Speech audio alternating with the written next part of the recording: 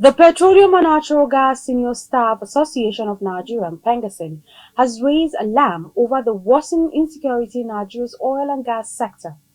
Speaking at a press briefing in Abuja, Pengassan's president, Comrade Festus Osifo, said, while the recently signed Upstream Petroleum Operation Cost Efficiencies Incentive Order 2025 by President Bola Tinubu was commendable, it fails to address the root causes of the high cost of production.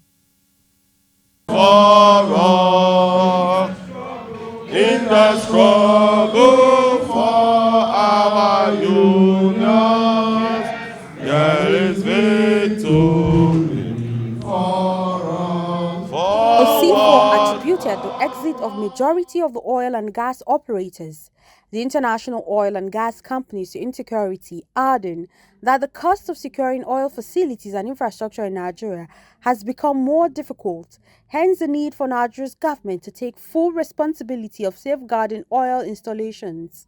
One of the challenges that is affecting us today in the Nigeria oil and gas industry is that the cost that the upstream companies spend in protecting their facilities, in protecting their infrastructures, both in land, in sea, shallow waters, deep waters, etc., is quite prohibitive. I don't know if any of you has visited Onne recently.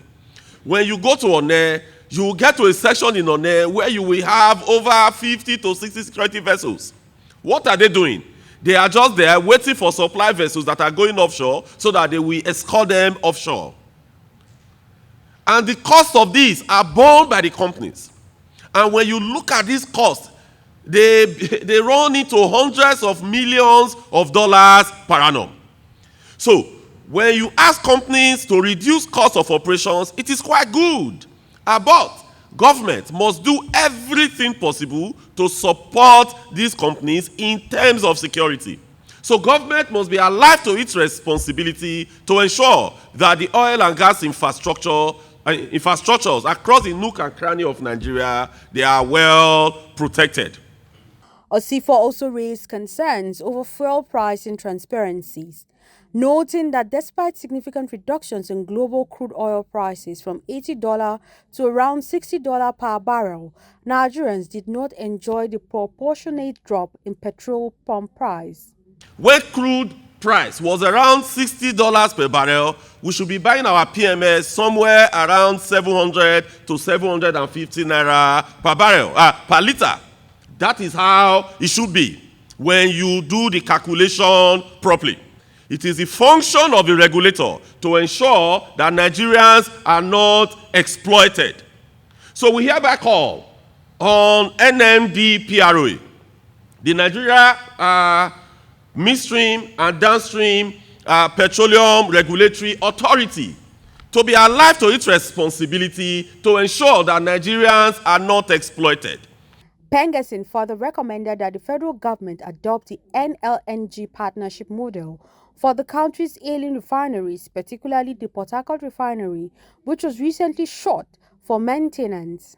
So we are calling on government and the handlers of the refineries, the management of NMPC Limited, to look at the full scope of the refineries, to look at the operational model of the refineries, and to yield to the time-tested call that we have made in Pengassan, the call that we have made for over 15 years now. Our successive administrations in Pengassan has called on government at all levels, most especially because these are federation assets, to come together and ensure that our refineries are managed optimally. That when refineries are shut down at times, they are political decisions. They may not be operational decisions. They may not be due to any other reason but politics. The executive order signed in May introduced performance-based tax credits for up to 20% for upstream that meet defined industry benchmarks for cost efficiency.